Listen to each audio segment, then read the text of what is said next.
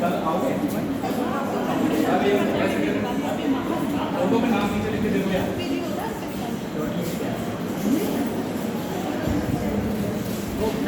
हो गया सर? ये चाबी बच्चे आगे नीचे वहाँ पे सोता है। ये सामान नहीं है। वो आपको खाता क्या? कौन सा? ये सामान है मार्कर अलमारी इससे मैं आपको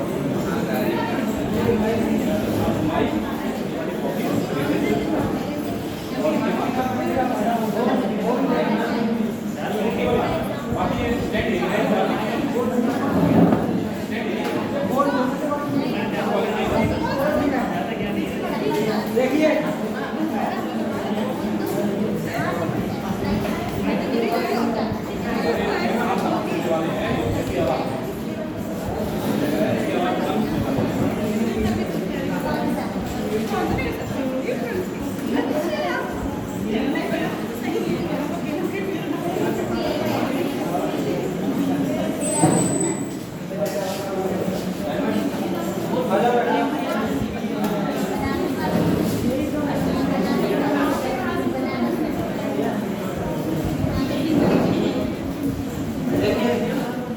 एसएससी जो है वो एक एसएससी एमटीएस होता है, एक एसएससी सीएचएसएल होता है और एक एसएससी सीजीएल। उसके बाद एक एसएससी जीडी होता है। लेकिन एसएससी जीडी में क्या होता है कि उसमें या तो आप इंग्लिश के 25 क्वेश्चन 20 क्वेश्चन कर लीजिए या फिर आप हिंदी के 20 क्वेश्चन कर लीजिए, है ना। एसएससी जीडी ये दरअसल सेना की वैकेंसी होती है जो एसएससी ही कराता है। उसके बाद जो एसएससी एमटीएस है, अभी फॉर्म उसके पड़े हुए हैं, कुछ दिन पड़े 3 लाइब्रेरी फीस थी और 57 लाख फॉर्म उसमें पड़े, ठीक है। उसका सिलेबस क्या है? उसका सिलेबस है आपको इंग्लिश है, उसके बाद जीके है, मैथ है और रीजनिंग है ना। तो इसमें 25 क्वेश्चन इंग्लिश के आएंगे, एसएससी एमटीएस में 25 क्वेश्चन इंग्लिश के आएंगे और 25 क्वेश्चन ही जीके के आएंगे। और ये 25 क्वेश्चन, एक क्वेश्चन 3 नंबर का होगा, तो 25 के 3 नंबर 75 नंबर हो गए ना। ये 75 नंबर हो गए और उसके बाद ये भी 75 नंबर हो गए।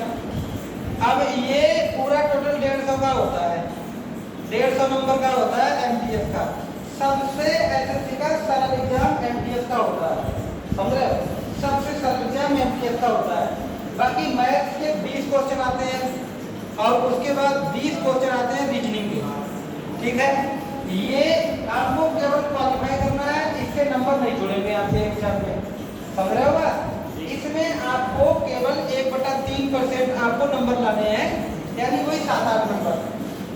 7-8 नंबर आपको मैथ में करने हैं और साथ ही 8 क्वेश्चन आपको किसमें करने हैं? सही से 7 क्वेश्चन आपको मैथ में करने हैं और 7 क्वेश्चन आपको रीजनिंग में करने हैं। ये जुड़ेंगे नहीं नंबर, ये केवल आपको क्वालिफाई होंगे। जब आप इसमें पास हो जाओगे तब आपके ये नंबर जुड़ेंगे। ये जो मेरिट बनेगी वो इंग्लिश और जीके पे बनेगी, जिसमें इस साल की कट ऑफ जो है 150 में से अगर आपके 120 से और 132 नंबर के बीच में रहते हैं तो आपका सिलेक्शन हो जाता है। बहुत अच्छी जॉब है। या इस जॉब के बाद आप सीएचएसएल में भी जा सकते हो और सीजीएल में भी जा सकते हो। पैकेज का कोई सिस्टम नहीं, सबसे कहते हैं कि सबसे नीची सैलरी है लेकिन स्टार्ट के सैलरी आती है 46,000 रुपये, समझ रहे हो? हाँ। उसके बाद एसएससी सीएचएसएल है। सीएचएसएल का क्या खेल है? वो 100 मार्क का आपका होता है। उसमें 25 क्वेश्चन आपके 25 क्वेश्चन आपके इंग्लिश के आएंगे, 25 क्वेश्चन आपके जीके के आएंगे और उसके बाद 25 क्वेश्चन आपके मैथ के आएंगे और उसके बाद 25 क्वेश्चन आपके रीजनिंग के, समझ रहे होगा? इसमें भी एक सिंगल एग्जाम होगा और उसके बाद टाइपिंग होगी, आप आराम से उसमें लग सकते हैं। जो बच्चा एसएससी की तैयारी कर रहा है उसको धीरे धीरे टाइपिंग सीखते रहना चाहिए किसी भी कंप्यूटर सेंटर में जाकर, समझ रहा होगा?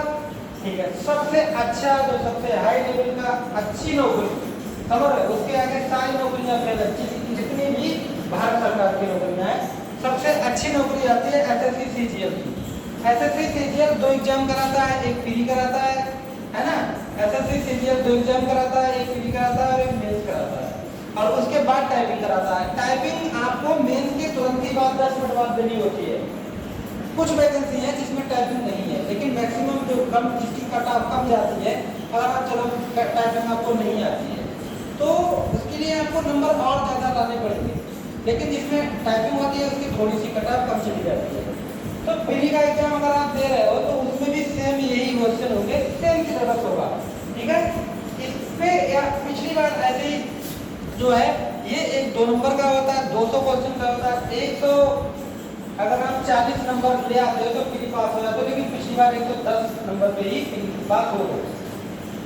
फिर आपको मेंस का एग्जाम देना है, लेकिन ये फ्री इतना सिंपल एग्जाम होता है कि मेंस भी इसी जैसा होता है, ये बहुत ज़्यादा डिफिकल्ट नहीं है। आप ये समझो कि इसमें फ्री है, मेंस है, जिसमें जितने ज़्यादा चरण होते हैं वो उतना ज़्यादा एग्जाम सिंपल होता है, ठीक है। एसएससी बहुत अच्छा काम कर रहा है, पहले से डेट पे फिक्स कर रहा है कि आपका इस तारीख में एग्जाम होगा, है ना। वैसे आप पढ़ते रहेंगे एसएससी कभी भी सिलेक्शन ऐसा नहीं होता है। आपको पता होना चाहिए कि मैं जो तैयारी कर रहा हूँ उसका क्या प्रोसीजर है ना। सब एमटीएस में आप क्या पढ़ना है, आपको विशेष देना है इंग्लिश और जीके, क्योंकि तुम्हें पता है कि 20 क्वेश्चन में से 7 क्वेश्चन आप मैथ के कर सकते हो, 7 क्वेश्चन आप जीके भी कर सकते हो, ठीक है। मैथ आपको यहाँ पे बनेगी। एमटीएस से शुरू हो गया, आप यहाँ पे जा सकते हो, लेकिन डायरेक्ट सीजीएल की करना चाहते हो तो प्री पास करना होगा, मेंस पास करना होगा, उसके बाद टाइपिंग करना होगा। और लड़के लगते हैं हर साल, यही भारत की एक नौकरी है जो हर साल लगातार आती है और क्रम से आती है, ताकि किसी भी नौकरी का कोई गोल है ना कि पता नहीं कब पेपर हो, कब एग्जाम हो, कब लीक हो जाए, कुछ नहीं, ऐसा भी अच्छा चलता है, ठीक है। तो इसके लिए अब इंग्लिश सब में कॉमन है ना, समझ रहे हो। हाँ, तो मैं आपको इंग्लिश पढ़ाने आया। इंग्लिश पढ़ाने के लिए जो सर ने मुझे कोर्स कोऑर्डिनेटर सर ने जो मुझे बताया है कि आपको इस तरह से पढ़ाना है, ठीक है। इसमें टाइमिंग क्या क्या है? टाइमिंग 1.5 से 3 रहेगी, 1.5 घंटे की टाइमिंग रहेगी, है नहीं। हाँ, टीचिंग की समय समय पे क्लास होती रहेगी, ज़्यादा क्लासों में नहीं होगा, ऐसी 40 से 47 क्लासों में आपकी।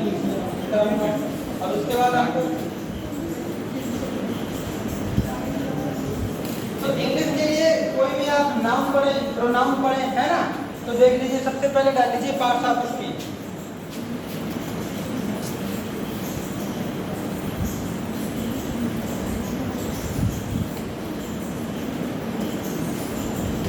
Parts of speech, parts of speech का मतलब होता है जैसे तुम कोई भी भाषा पढ़ते हो, कोई भी लैंग्वेज, आपने कोई एक सेंटेंस बोला, उस सेंटेंस में जितने भी वर्ड आते हैं, उस सेंटेंस में जितने भी वर्ड आते हैं, जितने भी अक्षर आते हैं, वो सब वर्ड उसके अंग होते हैं, समझ रहे हो। जैसे आपने हिंदी में लिखा कि बहे बाजार जाता है, हिंदी में लिखा बहे बाजार जाता है। अब ये आपका एक कंप्लीट सेंटेंस हो गया, ये एक भाषा हो गई, है नहीं है। तो इसके जो अंग हैं, पूछेगा कि ये बह क्या है, ये बाजार क्या है, ये जाता क्या है, ये है क्या है, इनके अंगों को पढ़ना ही क्या कहलाता है, parts of speech. Parts of speech का मतलब होता है किसी भी भाषा के अंग, छोटे छोटे अक्षरों को हम बटोर के एक लैंग्वेज बना देते हैं। वो कौन कौन से अक्षर हमने रखे जिससे एक लैंग्वेज बनी, या फिर ऐसे जैसे he is sleeping in the room at night. अगर ये सेंटेंस हो गया तो आप कहोगे कि वह रात में कमरे में सोता है, रात को कमरे में सोता है, तो आप ये कहोगे ये पूरा सेंटेंस हो गया। तो इसमें ही क्या है, इज क्या है, स्लीपिंग क्या है, इन क्या है, द क्या है, रूम क्या है, एट क्या है, नाइट क्या है, ये सारे अंग आपको पढ़ने हैं। और ये चीजें हैं क्या, सबके बारे में जानना ही क्या होता है, पार्ट्स ऑफ स्पीच होता है, समझ रहे हो। तो अगर हम ये सारे अंग अगर पढ़ लीजिए पार्ट्स ऑफ स्पीच, यकीन मानो आधी अंग्रेजी आप खत्म कर चुके होते हो, समझ रहे हो। बहुत ज़्यादा कोई डिफिकल्ट चीज़ नहीं है। उसके बाद एक चीज़ ये समझिए, तो ये चीज़ें हो, तो इंग्लिश की पार्ट्स ऑफ स्पीच का मतलब समझ गए, कोई भाषा है, उस भाषा में प्रयोग होने वाले जो वर्ड हैं वो क्या है, उनके अंग होते हैं, उसी के लिए क्या कहते हैं, पार्ट्स ऑफ स्पीच। इनके अंग देख लीजिए कौन कौन से हैं, तो वो इस जो सेंटेंस में यूज होंगे जिससे पूरी भाषा बनेगी, तो देख लीजिए, पहला है नाउन, लिख लीजिए नाउन, दूसरा है प्रोनाउन, तीसरा है वर्ब, चौथा है एडजेक्टिव, पांचवा है एडवर्ब, छठा है प्रोपोजिशन,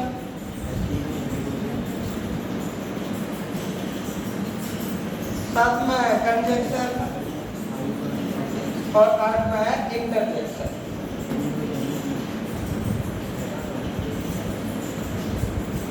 तो पार्ट्स ऑफ स्पीच के जो भाग हैं, ये कितने भाग हैं? 8 भाग हैं। ठीक है, पहला क्या हो गया? नाउन, दूसरा क्या हो गया? प्रोनाउन, तीसरा क्या हो गया? वर्ब, चौथा क्या हो गया? एडजेक्टिव, पांचवा क्या हो गया? एडवर्ब, छठा क्या हो गया? प्रोपोजिशन, सातवां क्या हो गया? कंजंक्शन और आठवां क्या हो गया?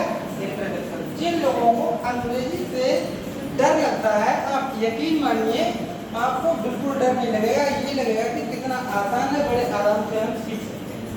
ठीक है, लेकिन इंग्लिश का मैं सबसे पहले शुरुआत अगर करना चाहूँ है नहीं है, तो वो एक क्योंकि जितनी भी चीज़ें मैं आपको समझाऊंगा वो एक सेंटेंस से ही तो समझाऊंगा, तो सबसे पहले आपको सेंटेंस के बारे में पता चल जाना चाहिए। तो ये पार्ट ऑफ स्पीच है, इनको ही पढ़ना है। आपने अगर नाउन पढ़ लिया, प्रोनाउन पढ़ लिया, वर्ब पढ़ लिया, एडजेक्टिव पढ़ लिया, एडवर्ब पढ़ लिया, प्रोपोजिशन, कंजंक्शन और इंटरजेक्शन, है ना, एक एक दो दो तीन तीन क्लासों में ये सारे चैप्टर निपट जाएंगे और आपको समझ में आ जाएगा कि हाँ अभी तक जो सेंटेंस पढ़ रहे थे वो क्या है। पेपर में इसी तरह से ही आएगा, सेंटेंस देगा, इधर की चीजें इधर कर देगा, ऐड करेगा, प्रोपोजिशन लगवाएगा, कहाँ पे ए लगेगा, कहाँ पे एन लगेगा, कहाँ पे द लगेगा, कहाँ पे नहीं लगेगा, कहाँ पे टू लगेगा, है ना, कहाँ पे इन लगेगा, कहाँ पे ऐड लगेगा, ये चीजें आपको सीखनी है, छोटी छोटी बातें। उसके लिए आपको सबसे पहले बेस तैयार करना होगा। ठीक है, तो पार्ट ऑफ स्पीच को शुरुआत होने से पहले आपको एक सारणी बनानी है टेंसों की, टेंसों की सारणी। जैसे आपसे में बहुत सारे ऐसे लोग होंगे जिनको अभी भी टेंस नहीं पता होंगे, है ना, लेकिन यकीन मानो मैं ये प्रॉमिस कर रहा हूँ, मैं आज ही आपको 12 के 12 टेंस सिखाऊंगा, ये गारंटी है इस बात, समझ रहे हो? आपको ये 12 के 12 टेंस मैं आज ही सिखाऊंगा। तो उसके बाद ये नाउन प्रोनाउन यहाँ से आगे चलेंगे, समझ रहे हो? ठीक है, ये नोट कर लिया। नाउन पढ़ाने की वजह से मैं आपको सबसे पहले टेंस सिखाने जा रहा हूँ, उसके बाद नाउन की शुरुआत करेंगे हम, है ना। तो डाल लीजिए टेंस। देखिए टेंस जो होते हैं वो मुख्य रूप से 3 होते हैं। कितने होते हैं? 3। टेंस का मतलब होता है काल। क्या होता है? काल। अब काल को कहते हैं क्या? समय, है ना। तो टेंस कितने होते हैं? 3। आप लिख लीजिए। एक होता है प्रेजेंट, अभी लिखना नहीं है, जिस तरह से मैं बताऊंगा उसी तरह से आप सारणी बनाएंगे। ठीक है, एक क्या होता है? प्रेजेंट, टेंस का मिटा देता हूं, ठीक है। और एक होता है क्या? पास्ट। क्या होता है? पास्ट, ठीक है। और एक होता है फ्यूचर। अभी तक मैंने कोई नई बात आपको नहीं बताई है ना भाई, प्रेजेंट, पास्ट और फ्यूचर। अच्छा, इतना तो पता है। अच्छा, ये टेंस है तो ठीक है, हम इसके आगे लिख ले रहे हैं टेंस, है ना। तो प्रेजेंट टेंस है और उसके बाद ये पास्ट टेंस है और उसके बाद ये फ्यूचर टेंस है। अच्छा, 3 तरह के टेंस होते हैं, है ना। और इन टेंसों के सबके 4-4 भाग होते हैं। कितने भाग होते हैं? 4-4 भाग। जी बताओ, ये 3 वर्ड आपको याद रहेंगे, प्रेजेंट, पास्ट और फ्यूचर, है ना। मैं चीजें वहां से शुरुआत कर रहा हूँ जहां से आपको पता है। ये तो पता ही है ना, प्रेजेंट, पास्ट, फ्यूचर, इसमें तो कुछ नया नहीं है। ठीक है, कितने कितने भाग होते हैं सब टेंसों के? सही है। तो जब प्रेजेंट होगा तो सबके आगे प्रेजेंट जरूर लिखा होगा कि नहीं होगा भाई? सबके आगे प्रेजेंट जरूर लिखा होगा। तो ये प्रेजेंट हो गया और उसके बाद ये प्रेजेंट हो गया, है ना। अच्छा, अगर पास्ट का कोई भी टेंस होगा तो उसके भी 4 भाग होंगे। तो पास्ट तो सब में लिखा होगा, पास्ट,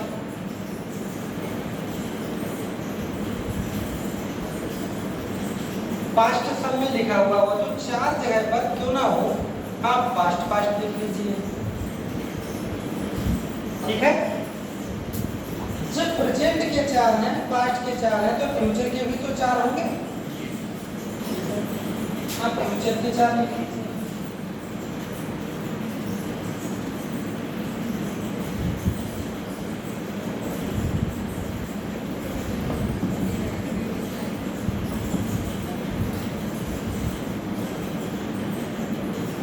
है ना, यहाँ तक कोई दिक्कत अभी अब तक आपको नहीं हुई ना कि प्रेजेंट, पास्ट और फ्यूचर चार चार भाग है सब। अब तीन शब्द आपको याद करने होंगे। देखो अब मैं एक नई चीज बताने जा रहा हूँ। एक वर्ड आप याद कर लीजिए इंडेफिनिट, एक कंटिन्यूअस, है ना, एक परफेक्ट,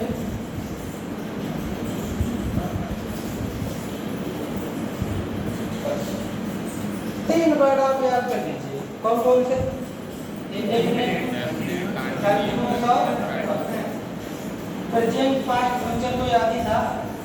प्रेजेंट, पास्ट और, है ना, बाकी आपको तीन वर्ड और याद करने हैं कि क्या क्या करना है।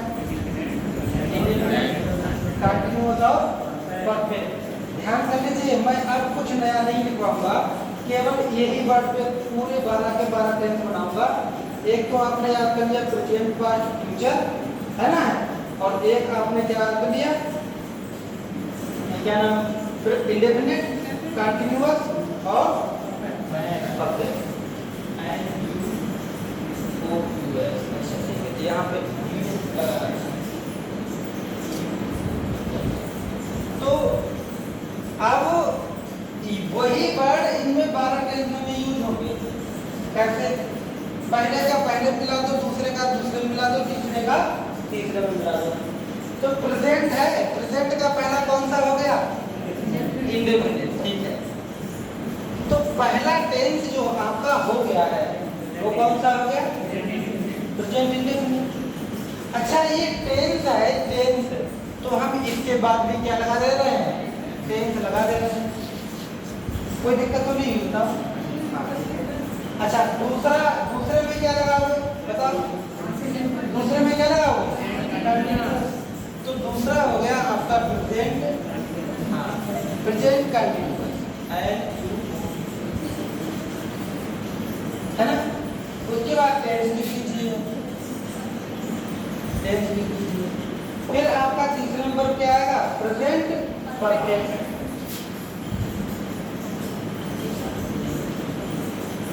प्रेजेंट परफेक्ट और उसके बाद ये टेंस, है ना।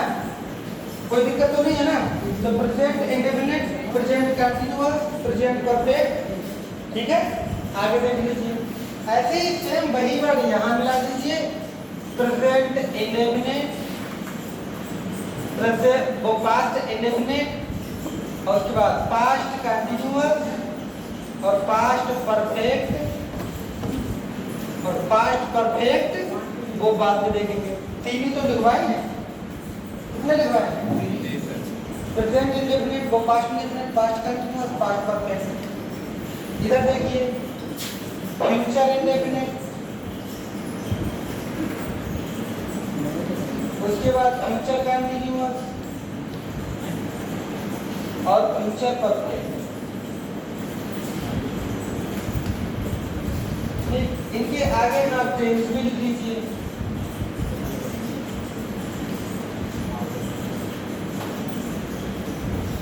तो ये future indefinite tense, future perfect tense, future continuous और फ्यूचर परफेक्ट टेंस।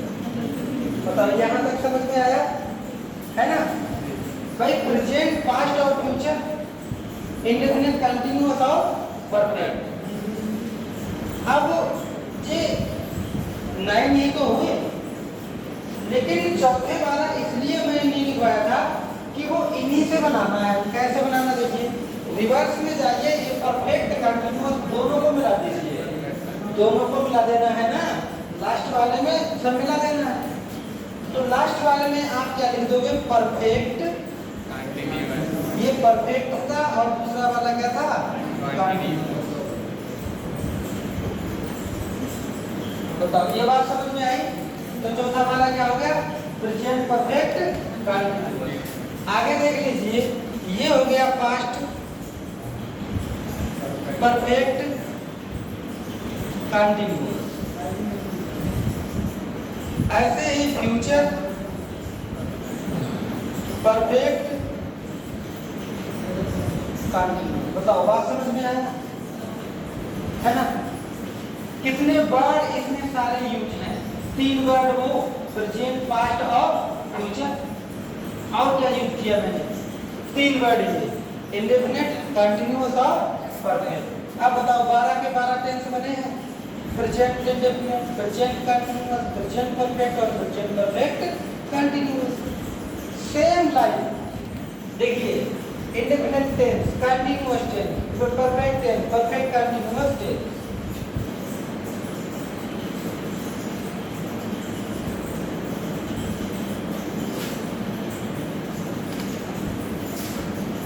ये देखिए, फिर बाकी उसमें केवल पास्ट लग गया, बाकी सेम वर्ड तो वही है ना?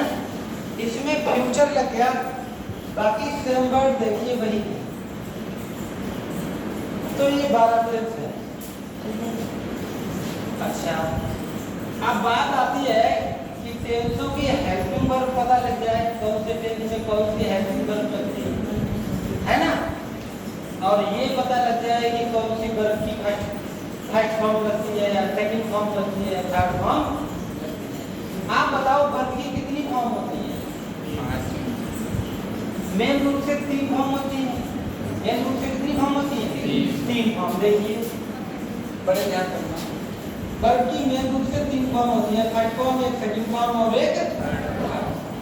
लेकिन वर्ब की जो फोर्थ फॉर्म है वो दरअसल आईएनजी अगर जोड़ दिया आपने तब वो कौन सी फॉर्म हो जाती है? फोर्थ फॉर्म हो जाती है ना? अगर आपने वर्ब की फर्स्ट फॉर्म में एस या ईएस लगा दिया है ना, तो वो वर्ब की कौन सी फॉर्म हो जाती है? फिफ्थ फॉर्म हो जाती है। मेनली तो वर्ब की 3 ही फॉर्म होती हैं। मेनली कितनी फॉर्म होती हैं? 3 ही फॉर्म होती हैं, क्योंकि हमें पता है हम आईएनजी लगाएं या एस या ये लगाएंगे तो फर्स्ट फॉर्म में ही। आईएनजी कभी सेकंड फॉर्म में लगा सकते हो, या एस या ईएस कभी सेकंड फॉर्म में लगा सकते हो, या थर्ड फॉर्म में लगा सकते हो। ये चीजें जो बात की, जो ये फोर्थ फॉर्म और जो फिफ्थ फॉर्म है ना, वो आप जो फिफ्थ फॉर्म है वो आप वर्ब की फर्स्ट फॉर्म में आईएस लगाते हो, इसमें भी वर्ब की फर्स्ट फॉर्म में आईएनजी लगाते हो, तब ये वर्ब की फोर्थ फॉर्म होती है और आईएस लगा के वर्ब की फिफ्थ फॉर्म बनती है ना? अगर मैं आपसे कहूं कि सबसे पहले मैं आपको वर्ब लगाना सिखाऊं, क्या लगाना सिखाऊं? वर्ब लगाना सिखाऊं।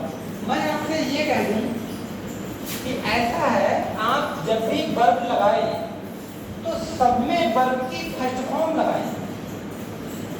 सब में कौन सी फॉर्म लगाएं? हाँ, सब में वर्ब की फर्स्ट फॉर्म लगाएं।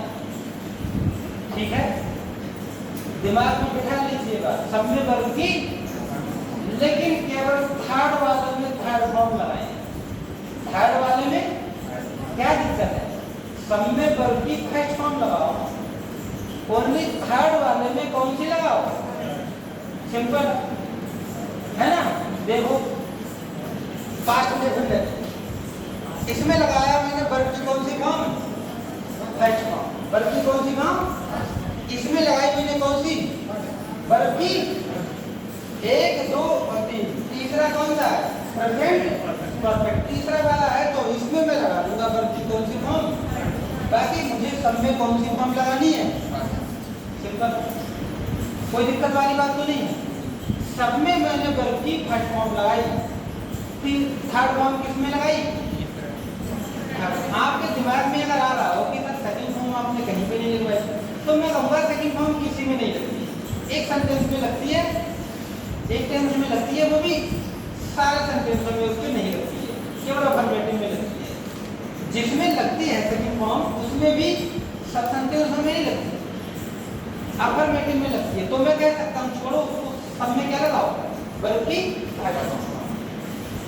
इसमें भी मैंने वर्ब की फर्स्ट फॉर्म लगाई, इसमें भी मैंने वर्ब की फर्स्ट फॉर्म लगाई, लेकिन ये थर्ड वाला है ना, तो इसमें मैं क्या लगाऊंगा वर्ब की थर्ड, इसमें भी वर्ब की थर्ड फॉर्म।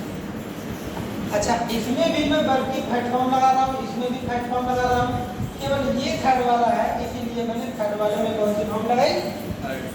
अगर आपसे अंदाज में पूछा जाए कि प्रेजेंट इंडेफिनिट में वर्ब की कौन सी फॉर्म लगाओगे, आप लोग फर्स्ट फॉर्म। मैं कहूँगा प्रेजेंट कंटीन्यूअस में आप कौन सी फॉर्म लगाओगे, फर्स्ट फॉर्म। आपसे कहूँगा प्रेजेंट परफेक्ट में आप कौन सी फॉर्म लगाओगे, थर्ड फॉर्म, क्योंकि थर्ड वाले में थर्ड फॉर्म लगानी है, बाकी आपको सब में कौन सी फॉर्म लगानी है। बताओ यहाँ तक बात समझ में। अब आप वैसे कह सकते हो कि प्रेजेंट परफेक्ट में वर्ब की थर्ड फॉर्म लगती है, प्रेजेंट परफेक्ट वो पास्ट परफेक्ट में वर्ब की थर्ड फॉर्म लगती है, फ्यूचर परफेक्ट में वर्ब की थर्ड फॉर्म लगती है। कोई दिक्कत तो नहीं है, सब में वर्ब की फर्स्ट फॉर्म, बाकी खाली तीसरे वाले में वर्ब की कौन सी फॉर्म, थर्ड वाली। अरे मैं ऐसा कहता कि दूसरे में थर्ड फॉर्म लगाना, चौथे में थर्ड फॉर्म लगाना, पहले में थर्ड फॉर्म लगाना, सिंपल सी बात है। थर्ड वाला है तो थर्ड फॉर्म, वो तो आसानी है, तो सब में थर्ड फॉर्म लगाओ, कोई दिक्कत नहीं। अच्छा, मैंने कहा आपने ये कहा कि सर फर्स्ट आपने फर्स्ट से थर्ड से 12 के 12 तक को भरवा दिया है ना, फिर ये बताओ ये वर्ब की सेकंड फॉर्म क्या है, ऐसे बनाई है, ये कहीं पे यूज नहीं होगी, है ना। तो ये देखिए टेंसों में क्या होते हैं, सेंटेंस, टेंसों में क्या होते हैं, और सेंटेंस के जो भाग होते हैं वो क्या कहलाते हैं, पार्ट्स ऑफ स्पीच। सेंटेंस के जो वर्ड होते हैं वो तो होते हैं पार्ट्स ऑफ स्पीच, उन्हीं में तुम्हारा नाउन होगा, उन्हीं में तुम्हारा प्रोनाउन होगा, उन्हीं में तुम्हारा एडजेक्टिव होगा, एडवर्ब होगा, प्रीपोजिशन होगा, कंजक्शन होगा, है ना। इसीलिए मैंने सोचा थोड़ा सेंटेंस थोड़ी देर पढ़ाऊं। तो वर्ब की अब सेंटेंस, किसी टेंस में सेंटेंस कितने तरह के होते हैं, तो या अफर्मेटिव होते हैं, नेगेटिव होते हैं और इंटरोगेटिव होते हैं। तीन तरह के जो होते हैं सेंटेंस, है ना। मेन अफर्मेटिव क्या होते हैं, एक साधारण सी बात कही जाती है हाँ में, कि वह बाजार जाता है। नेगेटिव क्या होते हैं, ना हो जाती है, वह बाजार नहीं जाता। इंट्रोगेटिव का मतलब प्रश्न पूछना, इंट्रोगेटिव मतलब क्या होता है, क्या करता है वो, क्या पढ़ रहा है, कहाँ जाता है, क्या करता है, क्या खाता है, क्या लिखता है, इंट्रोगेटिव प्रश्न, ठीक है। तो एक सेंटेंस जो आप 12 के 12 सेंटेंस वर्ब की फर्स्ट फॉर्म से भरो और वर्ब की थर्ड फॉर्म से भरो। सेकंड फॉर्म की जब भी दिमाग में आए तो बिल्कुल सामने से देखो, जो सबसे सामने दिखता है वो बीच में, वो कौन सा है, पास्ट इंडेफिनिट। कौन सा है, पास्ट इंडेफिनिट है, कौन सा है, पास्ट इंडेफिनिट।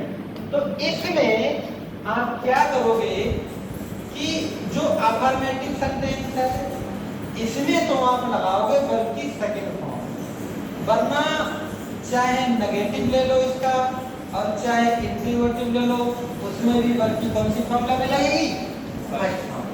तो मैंने कहा ना कि सब में फर्स्ट फॉर्म लगनी है।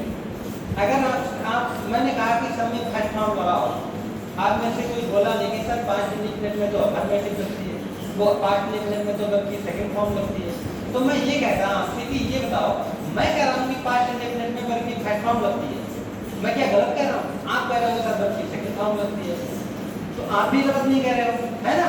क्योंकि पास्ट इंडेफिनिट में दोनों फॉर्म लगती हैं, अफर्मेटिव होगा तो वर्ब की सेकंड फॉर्म लगाओगे, और अगर नेगेटिव या इंट्रोगेटिव होगा तो आप क्या लगाओगे, वर्ब की फर्स्ट फॉर्म लगाओगे, नेगेटिव। बताओ यहाँ तक बात समझ में आएगा।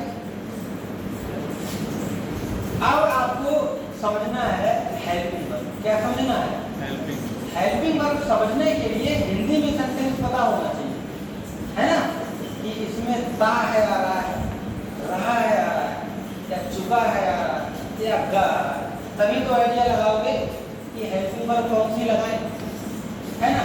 तो पहले तो वर्ड आप हिंदी के समझ लीजिए। हिंदी में ये समझ लीजिए कि प्रेजेंट का मतलब है होता है। प्रेजेंट का मतलब क्या होता है? बात समझ में आई? पास्ट का मतलब क्या होता है? था। और फ्यूचर का मतलब होता है गा। ये मेन वर्ड है, ठीक है। लेकिन अब है के लिए है से बहुत सारी चीजें बन जाएगी। जैसे कहीं पे है लिखा हुआ है ना, है लिखा हुआ, देखिए इनको मैं रेस्ट कर देता हूँ, यहाँ की बातें समझिए। मैंने 3 वर्ड लिखे थे, इंडेफिनिट, कंटीन्यूअस और परफेक्ट, और मैंने लिखा था प्रेजेंट, पास्ट और फ्यूचर। उन्हीं से जो 12 टेंस बना दिए थे, सब में एक जगह लगा दीजिए। जब चौथा वाला बचे तो रिवर्स में दोनों लिख दीजिए, है ना। चलो अच्छा, आपने मैंने कहा वर्ग की 3 फॉर्म होती है। एक स्टूडेंट ने कहा कि सर वर्ग की 5 फॉर्म होती है। हाँ, तो 5 फॉर्म होती है, सही कहा। इसलिए सही कहा कि जो आईएनजी वाली फॉर्म होती है वो फोर्थ फॉर्म कहलाती है, और जो एसआईएस वाली होती है वो कौन सी फॉर्म कहलाती है? फिफ्थ फॉर्म कहलाती है, ठीक है। लेकिन लगेगी आईएनजी तो वर्ग की फर्स्ट फॉर्म में ही लगेगा, आईएनजी तो वर्ग की फर्स्ट फॉर्म में ही, ठीक है। तो देखिए, अगर मैं है से बनाऊं, मैंने कहा कि प्रेजेंट का मतलब है होता है, पास्ट का मतलब था होता है, फ्यूचर का मतलब गा होता है। अब वो बात अलग है कि है के कितने रूप हैं। देखो, है के कई रूप हैं। है के एक रूप वो है का एक रूप है का एक रूप हूं है, यही तो है। तो अगर मैंने कह दिया खाली है तो एक ही वर्ड से आप सब समझ जाओगे। अगर मैंने कह दिया था, तो था का एक रूप थे होता है, एक रूप थी होता है ना।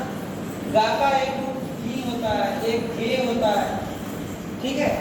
तो कोई दिक्कत वाली बात नहीं है, आप ये तो समझ ही जाओगे ना। हाँ, देखो है का मतलब चारों है, था का मतलब तीनों है, ये सभी है।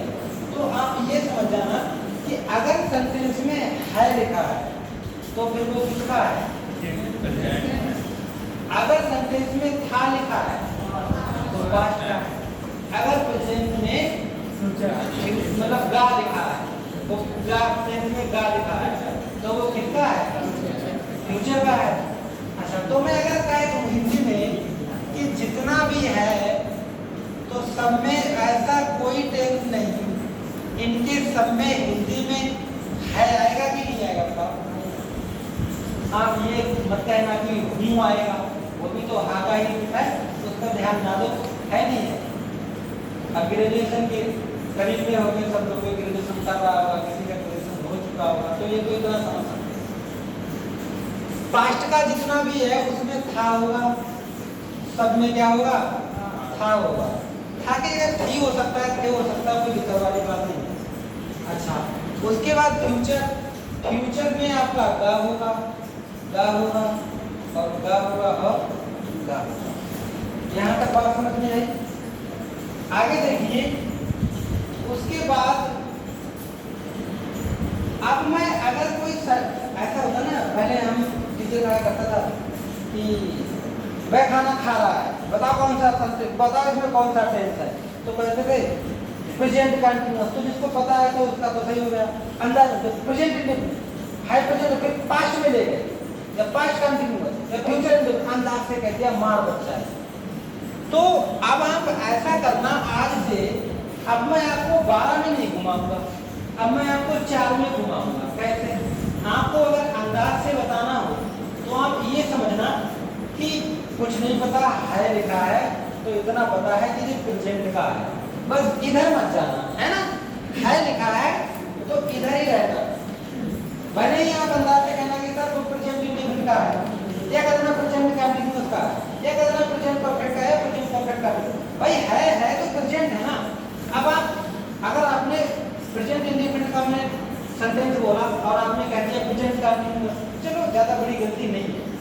अब पता चला मैंने लिख दिया बाजार जा रहा है, अब तुमने कहा ये पास्ट का, पास्ट इंडेफिनिट का है, तो वो बड़ी गलती है ना। या मैंने कह दिया कि बताओ जी मतलब बाजार जाता है, आप अगर फ्यूचर इंडेफिनिट का है तो वो बड़ी गलती है, क्यों? फ्यूचर में तो का आएगा, यहाँ तक इतना तो ध्यान रहेगा ना। तो इतना पहले 12 को आप 3 पार्टों में बांट दो कि अगर है लिखा हुआ है तो वो प्रेजेंट का है, था लिखा हुआ है तो पास्ट का है, और गा लिखा हुआ है तो फ्यूचर का है। कहते हैं ना कि पहले तो ये बताओ कि राम इज गोइंग टुडे, पहले तुम आप इतना पहचान लो कि इसमें नाउन कौन सा है। पहले आप इतना ही बता दो कि इसमें नाउन कौन सा है, उसके प्रकार तो बाद में बताना कि वो नाउन है किस प्रकार का। तो पहले आप नाउन पहचान लीजिए, नाउन क्या है। ऐसे ही मैं कह रहा हूं कि पहले आप ये तो पहचान लीजिए कि वो सेंटेंस जो है वो प्रेजेंट का है या पास्ट का है या फ्यूचर का है, उसका प्रकार तो बाद में याद करना। तो पहले आप इतना समझ जाना कि अगर है लिखा हुआ है तो वो किसका होगा, प्रेजेंट। था लिखा हुआ है तो वो किसका है, पास्ट का। गा लिखा हुआ है तो वो किसका है, यहाँ तक बात समझते हैं। अब हेल्पिंग वर्ब लगाना आसान हो जाएगा, अब हेल्पिंग वर्ब लगाना आसान हो जाएगा। अब हिंदी में पहचान बना दे रहा हूँ। देखिए सबसे पहले आप शुरुआत से मत देखिए, यहाँ देखिए एक अब ये याद करने वाली ट्रिक है जो किसी बुक में नहीं है, मैंने बनाई है ताकि याद हो जाए। ठीक है, ऐसा होता है ना, हम लोग कंपटीशन में पढ़ाते पढ़ाते पढ़ाते पढ़ाते पढ़ाते पढ़ाते धीरे धीरे अपने आप को करने लगते हैं कि कैसे सीखेगा स्टूडेंट। समझ रहे, ये चीजें हैं। ये प्रमोद सर थे, इससे पहले बड़ोद सर थे। पूरी पीलीभीत के केवल 8 ही टीचर हैं यहाँ, 8 टीचर हैं पूरी कंपटीशन में, और 5 कोचिंगें चलती हैं। एक की भी कोचिंग में मैं जाता हूँ, एक दूसरी कोचिंग है उनमें भी जाता हूँ, एक तीसरी कोचिंग है उनमें भी जाता हूँ। तो पीलीभीत का एक ऐसा सिस्टम है कि हम लोग पढ़ाते हैं कंपटीशन में। लेकिन हाँ इतना जरूर है कि पूरनपुर से ज़्यादा बच्चे हमारे यहाँ सिलेक्ट होते हैं पीलीभीत में। यकीन मानो पूरनपुर के स्टूडेंट हमारे यहाँ पीलीभीत में बहुत पढ़ते हैं। एक मिशन अकेडमी का आपने वहाँ हम लोग पढ़ाते हैं, सभी लोग हम मिलकर पढ़ाते हैं और सबको एक्सपीरियंस है 7 से 8 साल तक। मैंने पहली बार 2016 से मैं जुड़ा हूँ कंपटीशन में, लगातार 2016 से मैं पढ़ा रहा हूँ। और बाकी टीचर के होने के नाते अपना भी तैयारी करना भी जरूरी होता है। तो वो मैं सुना कि चलो एक जिस दिन पीजीटी की जॉब आएगी अंग्रेजी से वो मैं जुड़ा है ना, हाँ तब तक कर रहे हैं। तो अपने आप करना सीख जाते हैं, इसमें किस तरह से सिखाएं। तो पहचान के लिए पहला ये नाम जो है ना, इससे पहले जो बिजली के विपिन सर आए थे तो भी हमारे साथ ही पढ़ाते हैं, हम सभी लोग पीलीभीत थे। तो देखिए बड़े ध्यान से, जो नियम मेरा है आप कहोगे कि कंटिन्यूअस है ना, कंटिन्यूअस वाले में रहा लगता है। क्या लगता है, रहा। बस इतनी बात समझता है। कंटिन्यूअस वाले में क्या लगता है। अब तुम ये मत कहना कि सर आपने कहा कि रहा लगता है तो क्या रही नहीं लगेगा, तो क्या रहे नहीं लगेगा, है ना। ये मत कहना कि वो भी लग सकता है ना। रहा एक मेन वर्ड मैंने पकड़ लिया है तो ठीक है बताइए। इसमें कंटिन्यूअस नहीं है ना, इसमें कंटिन्यूअस है तो इसमें लगा दिया मैंने क्या, बात समझ रहे हो। इसमें नहीं है कंटिन्यू, इसमें तो है, इसमें लगा दिया मैंने रहा। इसमें भी कंटिन्यूअस है तो इसमें भी लगा दिया रहा।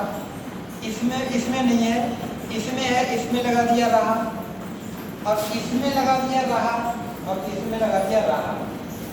समझ रहे हो।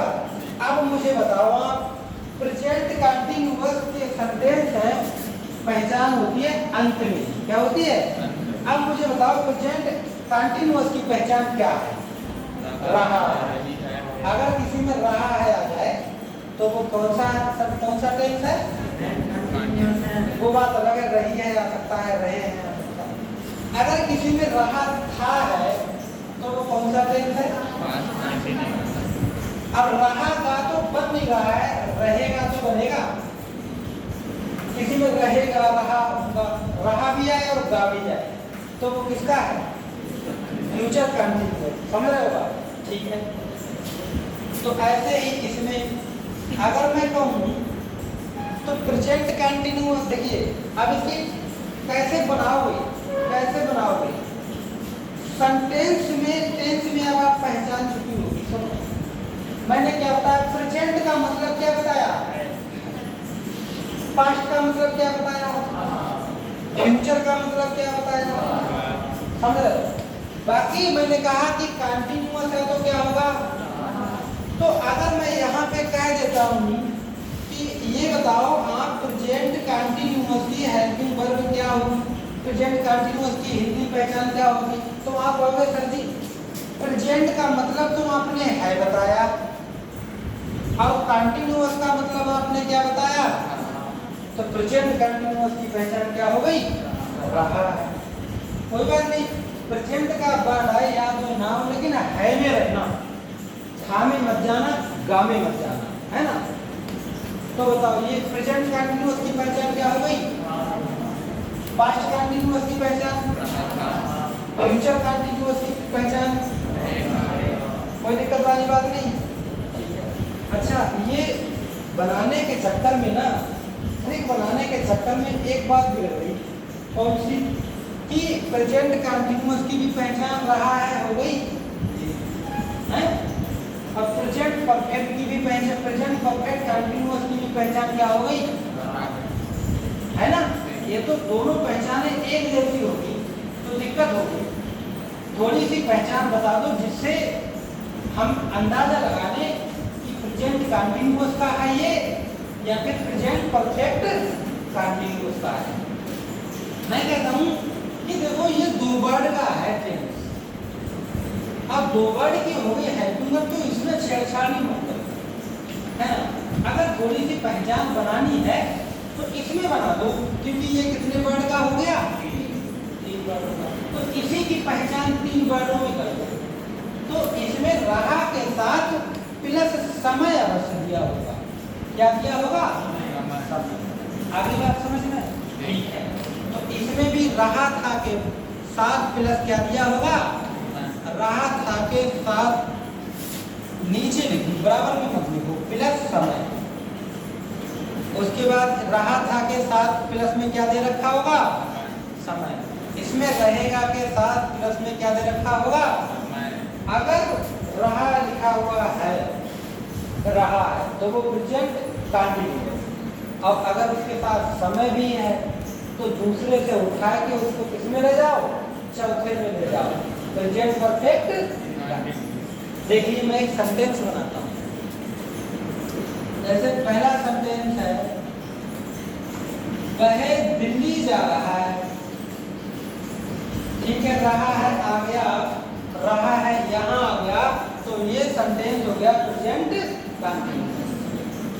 अगर यहाँ पे लिख दिया वह सुबह से, वह 2 घंटे से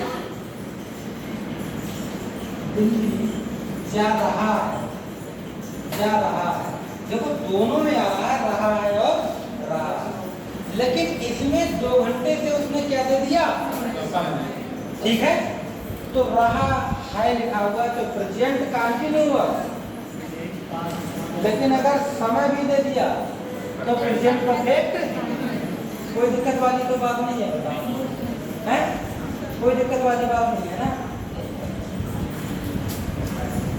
आगे देखिए, हाँ ये बताओ मैंने क्या सिखाया कि कंटिन्यूअस वालों में क्या लगता है, प्रेजेंट का मतलब क्या होता है, पास्ट का मतलब, फ्यूचर का मतलब, है ना। ठीक है, आगे देखिए दूसरा एक रूल्स और है। अभी तक मैंने केवल एक नई बात में मुझे सिखाई है, तो केवल एक ही बात सिखाई है ना, इतना तो आप याद कर सकते हो, बाकी अभी तक जो भी लिखवाया वो सब पहले से ही था, है ना जी समझ। तो दूसरा है कि परफेक्ट वाले में चुका लगता है, क्या लगता है, चुका लगता है। परफेक्ट वाले में क्या लगता है, चुका। वही तो परफेक्ट वाला तो तीसरा है ना, तो थर्ड वाले में कौन सी फॉर्म लगेगी, थर्ड फॉर्म। लेकिन परफेक्ट है तो इसमें चुका लगाओ, समझे रहे ना। इसमें भी परफेक्ट है तो इसमें भी लगाओ चुका, इसमें भी परफेक्ट है तो इसमें भी लगाओ चुका। चुका बन नहीं रहा है तो मैंने क्या कर दिया, ठीक है, कोई दिक्कत वाली बात नहीं। तो बस दो नियम हो गए।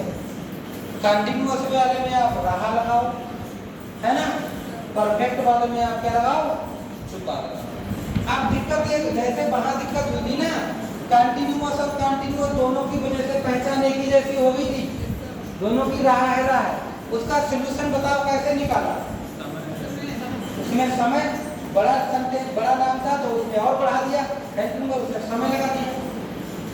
तो ऐसे ही लास्ट वाला सेंटेंस अगर हम बनाए, लास्ट वाला टेंस, तो अब ये बताओ, आपने कहा कि कंटिन्यूअस आ गया तो रहा लगा देना, और परफेक्ट आ जाए तो छुपा लगा देना।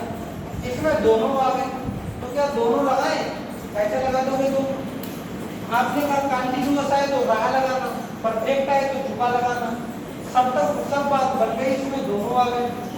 तो अब कैसे बात बनेगी? ऐसे ही इसमें कंटिन्यूअस था तो रहा लगाते, परफेक्ट था तो छुपा लगाते, अब वो आ गए दोनों, है ना।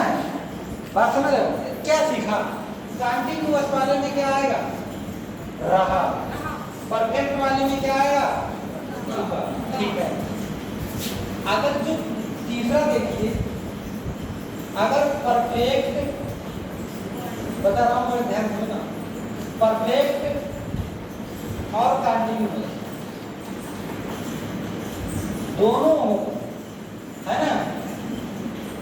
तो अब मुझे आप ये बता दीजिए, जो वर्ड होता है इसमें से वो परफेक्ट बड़ा है या कंटिन्यूअस बड़ा है? वर्ड में ना जो नंबर है, जो लेटर है, सबसे ज्यादा परफेक्ट में लेटर है या कंटिन्यूअस?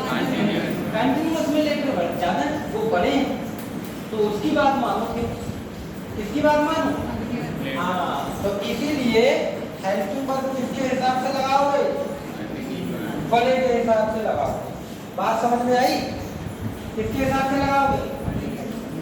अब मुझे बताओ, अगर कंटिन्यूअस आए तो पहचान क्या होगी, रहा, परफेक्ट आए तो पहचान क्या होगी, और अगर दोनों आए, परफेक्ट और कंटिन्यूअस, तो परफेक्ट में कम अक्षर है, कंटिन्यूअस में ज्यादा है, तो आप ज्यादा वाले की सुनो, इसीलिए वहां भी पहचान क्या रहेगी, कंटिन्यूअस। तो कंटिन्यूअस की पहचान क्या है, रहा। तो इन दोनों में परफेक्ट और कंटिन्यूअस में कंटिन्यूअस बड़ा है, इसीलिए परफेक्ट की पहचान नहीं लगाएंगे, पहचान किसकी लगाएंगे, रहा है। इतना केवल 3 रूल्स लिखने से सबकी पहचान आप सीख गए, है ना, सबकी पहचान आप सीख गए, कुछ नहीं बचा। देखिए प्रेजेंट कंटिन्यूअस की पहचान बताओ। जब वो रहा था किसी ने कहा, अब मैंने कहा प्रेजेंट तो रहा है, लेकिन प्रेजेंट वाले में था तो पता ही मत कहो, प्रेजेंट का मतलब ओनली है ना।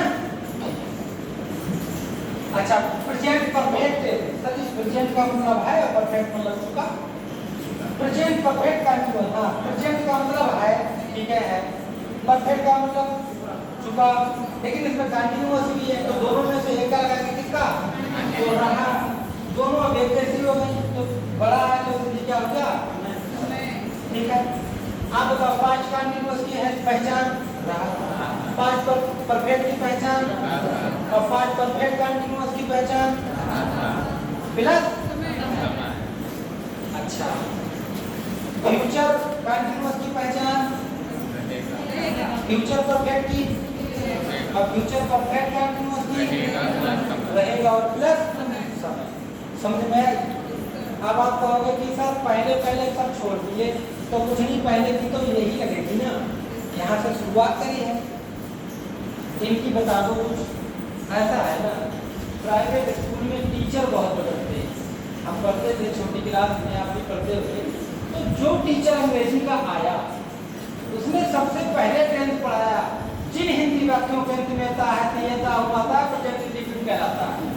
जैसे जैसे 4-5 टेंथ और मोबाइल टीचर से बदल गया, अब वो फिर से टीचर आया दूसरा, उसने भी कौन सा शुरू कर दिया, है नहीं। अब वो उसने सारे टेंस पढ़ा दिए, एक्टिव वॉइस पैसिव वॉइस पढ़ा दिए, राइट पढ़ा दिए ना, वो आया उसने भी सीधे कौन सा? Present indefinite. तो प्रेजेंट इंडेफिनिट बहुत पढ़े हो, उसकी पहचान भी बहुत पढ़े हो, ता है है। तो उसकी बगैर ट्रिक से बना दो क्या? ता है। ठीक है, कुछ नहीं, इसकी भी लगा दो क्या? ता था, है ना, वो बात अलग है। इसमें ता था आता है, ता था के अलावा या, जैसे या ए भी आ जाता है ना, याद हो सही, बनना छोड़ो। प्रेजेंट इंडेफिनिट की ता है और पास्ट इंडेफिनिट के ता था, है ना।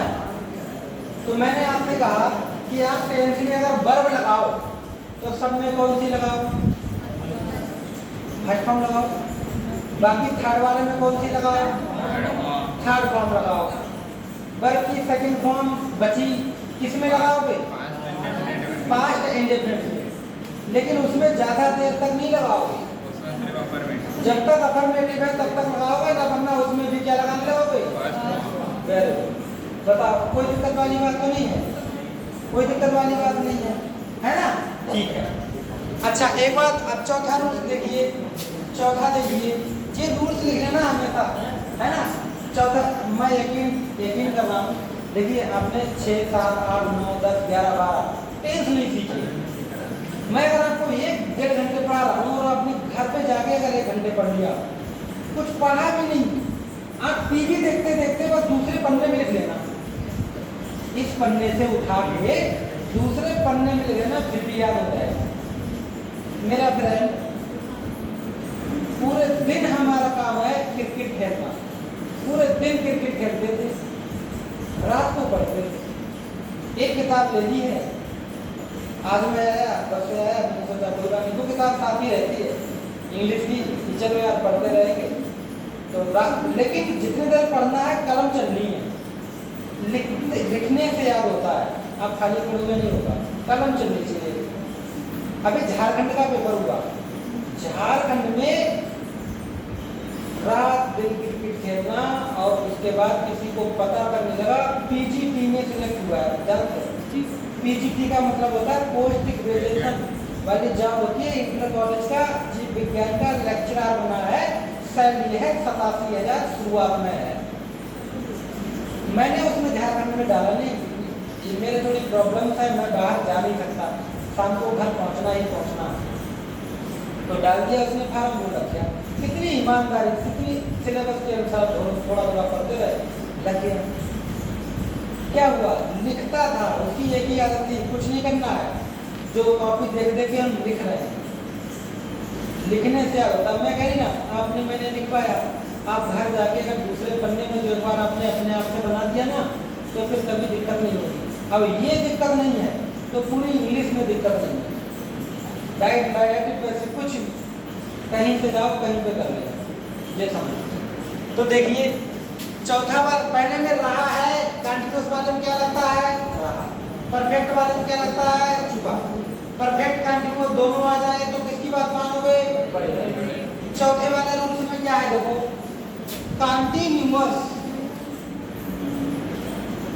कंटीन्यूअस वाले में वर्ब की फर्स्ट फॉर्म में आईएनजी लगाते हैं। क्या लगाते हैं? अब आईएनजी वाली जो फॉर्म है वो तो वर्ब की कौन सी फॉर्म कहलाती है? कौन सी फॉर्म कहलाती है? Fourth form. हमें मालूम, हमें नहीं चाहिए वो वर्ब की फोर्थ फॉर्म, हमें तो इतना पता है वर्ब की फर्स्ट फॉर्म में क्या लगाना है, सिंपल सी बात है। तो सब में तो वर्ब लगाना बताइए क्या है, वर्ब की फर्स्ट पार्ट लगी है, सब में इसमें लगी है थर्ड। अब आपने एक नया बात बता दी चौथे नंबर पे कि कंटीन्यूअस वाले में आईएनजी लगाते हैं, ठीक है, ये है कंटीन्यूअस, इसमें वर्ब की फर्स्ट फॉर्म में क्या लगा दोगे? क्या लगा दोगे? सिंपल सी बात है। तो बताओ प्रेजेंट कंटीन्यूअस में क्या लगेगा? वर्ब की फर्स्ट फॉर्म में आईएनजी। इसमें भी कंटीन्यूअस है ना, तो इसमें भी वर्ब की फर्स्ट फॉर्म में क्या लगा दोगे? आईएनजी। इसमें भी कंटीन्यूअस है ना, तो वर्ब की फर्स्ट फॉर्म में क्या लगा दोगे? आईएनजी। इसमें भी कंटीन्यूअस है तो इसमें भी वर्ब की फर्स्ट फॉर्म में क्या लगा दोगे? आईएनजी। इसमें भी कंटीन्यूअस है तो इसमें भी वर्ब की फर्स्ट फॉर्म में क्या लगा दोगे? अब तो कोई दिक्कत नहीं है, हाँ ठीक है, कोई दिक्कत नहीं, इसमें भी वर्ब की फर्स्ट फॉर्म में आईएनजी लगा दो। तो 6 के 12 10 जिसमें 6 टेंस हो में तो आईएनजी लिखती है। किसमें? Present continuous, present perfect continuous, past continuous, past perfect continuous, future continuous और फ्यूचर परफेक्ट। अब 3 बातें हो गई तुम्हारे पास। सब में कौन सी फॉर्म लगाओगे? First form. थर्ड वाले में कौन सी फॉर्म लगाओगे? वो थर्ड वाला देख लेना, प्रेजेंट परफेक्ट और वो पास्ट परफेक्ट और वो फ्यूचर परफेक्ट। लेकिन अगर कहीं आईएनजी आ जाए तो वो मैंने फर्स्ट फॉर्म लगवाई थी, वो गलत तो नहीं लगवाई थी, उसी में क्या लगा देना है? आईएनजी हो तो लेना। तो वो जो फर्स्ट फॉर्म रूल्स के तहत ट्रिक से मैंने लगाया था वो वर्किंग फर्स्ट फॉर्म सही लगेगी। बस आईएनजी वाले में थोड़ी सी एक बात और ऐड कर देनी है, उसमें क्या लगा देना है? आईएनजी लगा देना है। अब तो कोई दिक्कत वाली बात नहीं है। अब आप कहोगे एस या यस वो कोई इशू नहीं है, वो आगे देखोगे तो वो समझ जाओगे, वो नाउन पढ़ोगे तब समझ जाओगे। समझ रहे हो? ओके। अच्छा, मैंने आपको पहचान बता दिया, वर्ब लगाना बता दिया, हेल्पिंग वर्ब नहीं बताया। तो हेल्पिंग वर्ब वाली कोई दिक्कत नहीं, नेचुरल आते हैं। देखो सब में बिल साइन लगाओ। क्या लगाओ? ठीक, क्या कर रहे हो सर? आप तो चारों में बिल साइन लगवा दे रहे हो। अगर हम हाँ चारों में बिल साइन लगाओ, ये हमारी क्या है बताओ? Helping verb. ये हेल्पिंग वर्ब है। क्या है? हेल्पिंग। हाँ, सब में बिल साइन लगा लो। एचपी लिख दिया, एचपी से तो समझ जाओगे ना। एचपी का मतलब क्या है? Helping verb. एचपी का मतलब है हेल्पिंग वर्ब। ठीक है? फ्यूचर वाले जितने भी हैं बिल और साइन लगाओ। क्यों ना लगाए? सब में तो गा आता है, तो सब में जब गा आएगा तो सब में बिल साइन भी आएगा, है ना? बस हाँ इतना ध्यान रखना कि सब में लगाना, लेकिन अगर आई और बी आ जाए, आई और बी के साथ क्या लगाओगे? बाकी सबके साथ कोई दिक्कत वाली बात तो नहीं है ना? मुझे नहीं पता आप कहाँ से लिखोगे, लेकिन हाँ छोटी छोटी चीजें उसमें ऐड करते जाओगे तो आप दिक्कत नहीं होगी आपको घर जाके, है ना? वो आपको ही पता होगा आप किस तरह से वहाँ पे अपनी पहचान के लिए नोट करोगे, है ना? अब वो तुम्हें पता है, आप ऐसी राइटिंग में लिखोगे।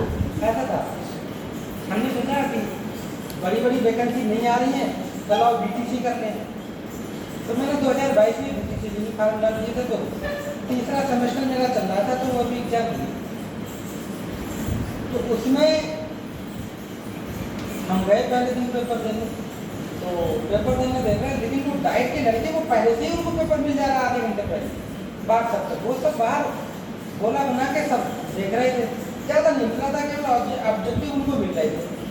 तो मैंने कहा यार क्या करें, तो फिर धीरे धीरे वो सब बच्चे विकल्प पहने का ये दूसरे का वो सब बिगड़े रहे। तो कॉलेज वालों को बहन लग गई कि यार ये बच्चे तो वो सब हाथ देखने लगे, बेटाओ इसका बेटाओ उसको।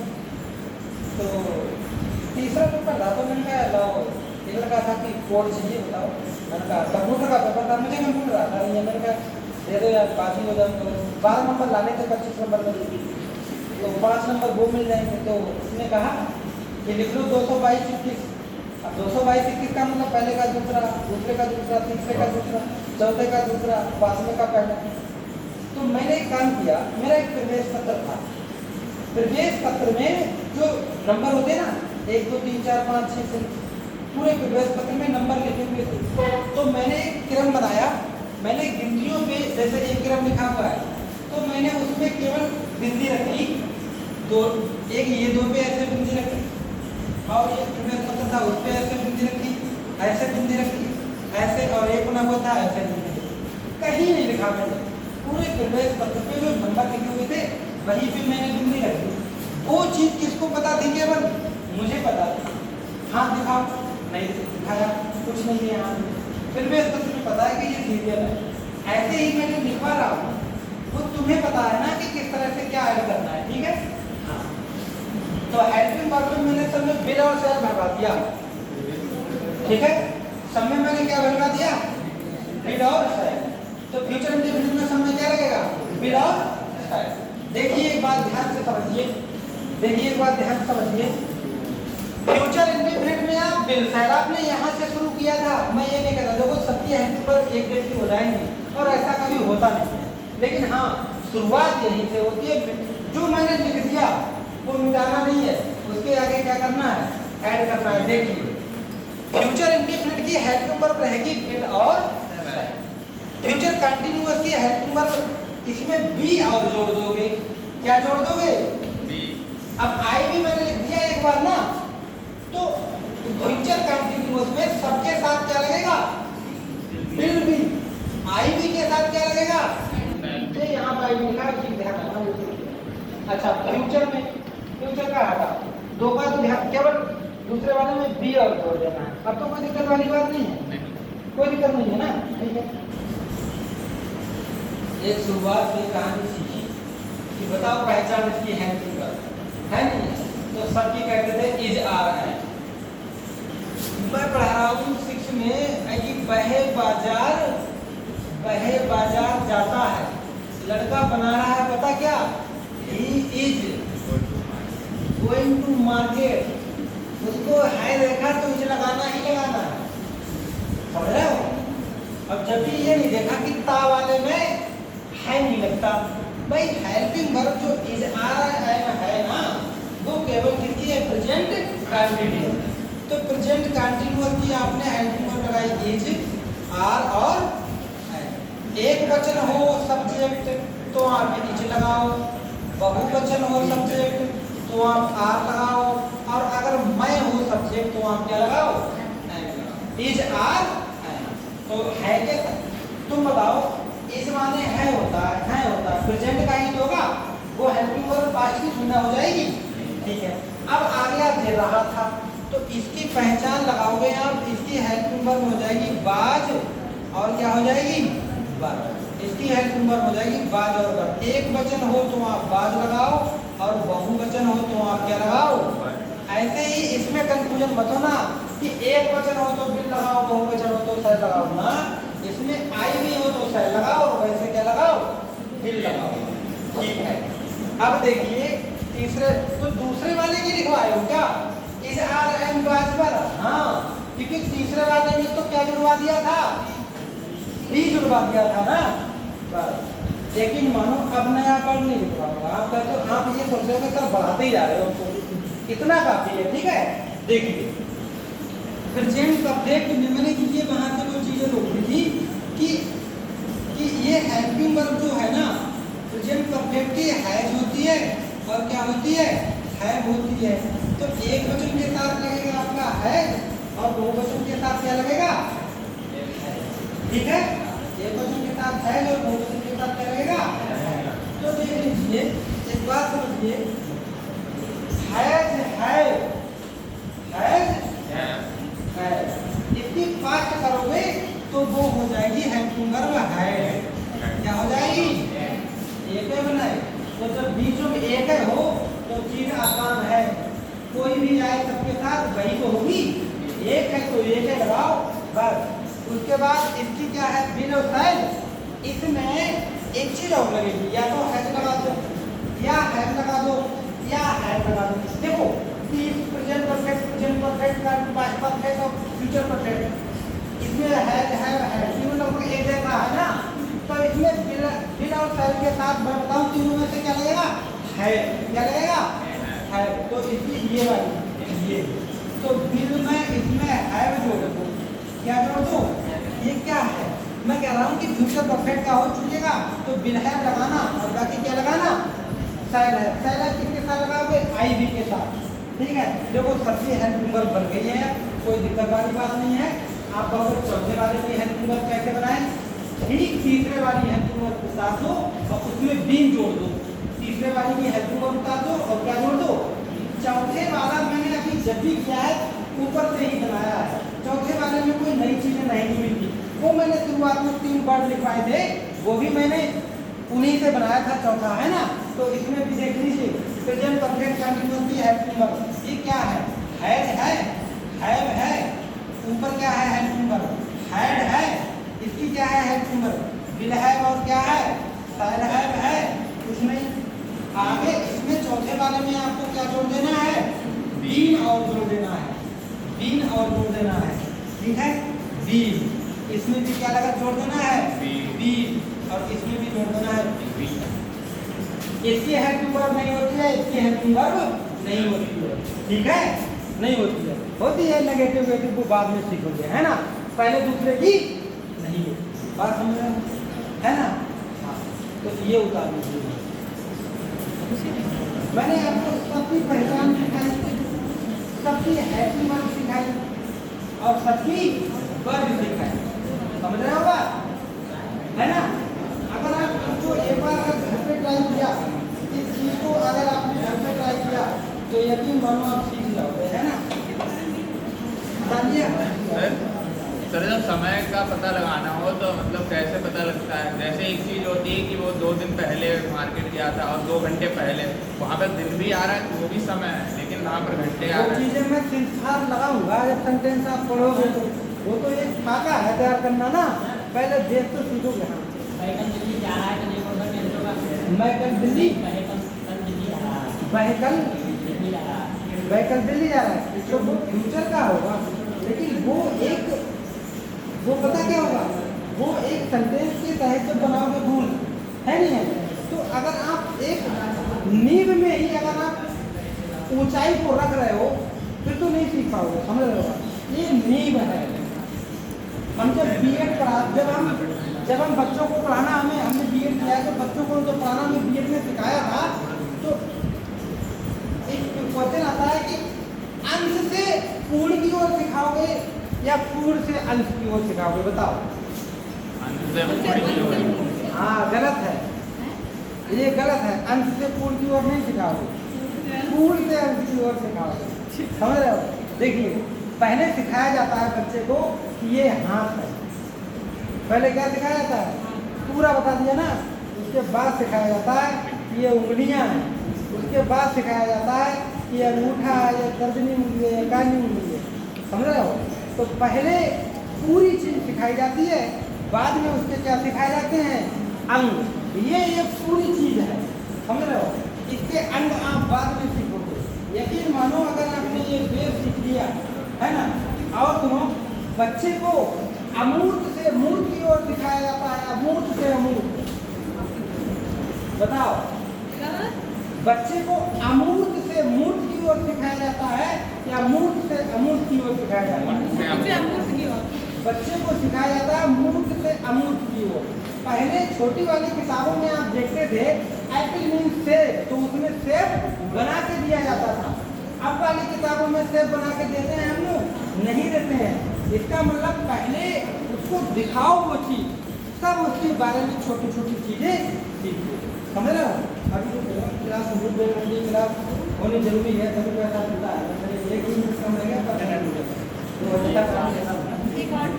ये बताओ, ये बात समझ में आ गई आपकी? बात समझ में आ गया? ठीक है, इसे मिटाऊं मैं? आप मैं देखिए आपको कुछ वो कराने जा रहा हूँ, फोटो मैं कह रहा हूँ, फोटो मैं कह रहा हूँ फोटो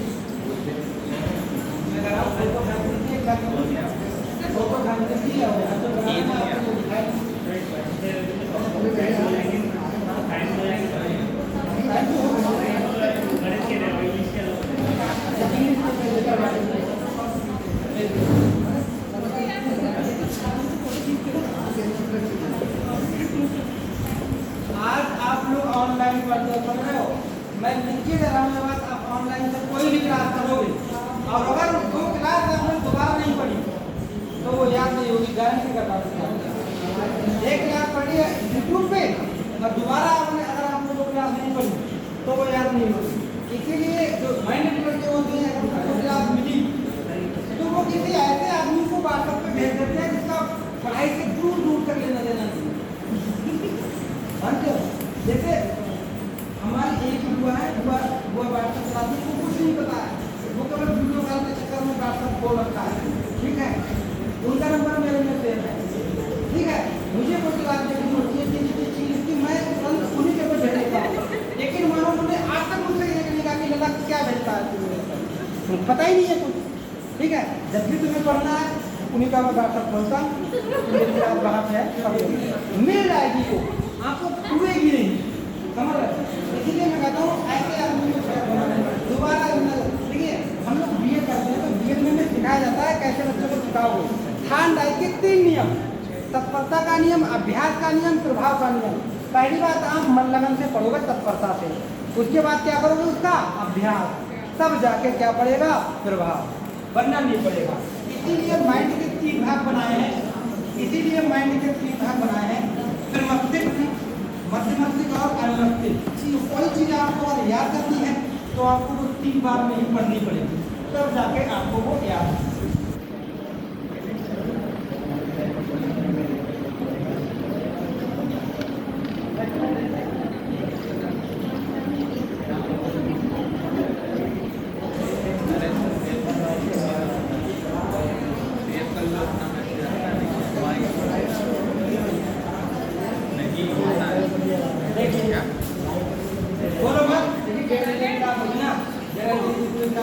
अब मैं कुछ सेंटेंस लिख रहा हूँ, है ना, जो आपको समझने हैं, ठीक है, हिंदी में लिख रहा हूँ। बताओ,